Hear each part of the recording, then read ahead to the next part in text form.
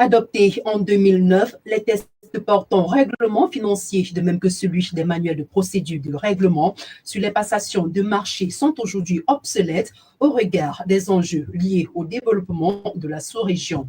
C'est en vue de son actualisation que le Conseil des ministres de l'Union économique de l'Afrique centrale va donner quitus au président de la commission de la CEMAC pour une révision des dits tests, d'où la présentation en juin 2024 du côté de Bangui de ces deux réglementations. C'était alors au cours de la session extraordinaire des ministres.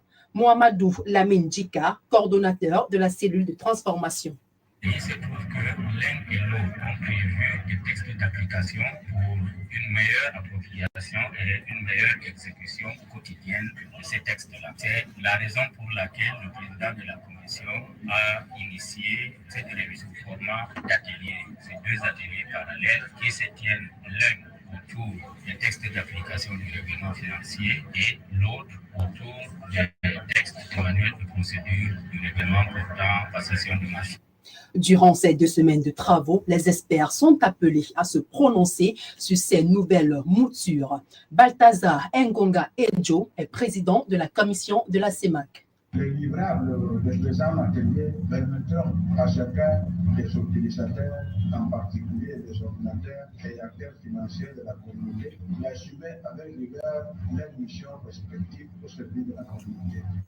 Des tests réglementaires inhérents à l'amélioration de la gestion de l'institution qui attend d'entrer en application pour une meilleure appropriation. Amadou Lamine Ndjika.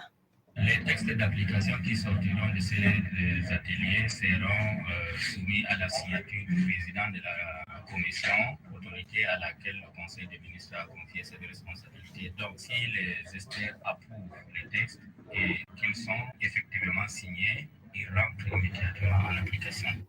Une actualisation qui entend accroître non seulement l'intégration, mais aussi l'essor au cœur de la sous-région Afrique centrale.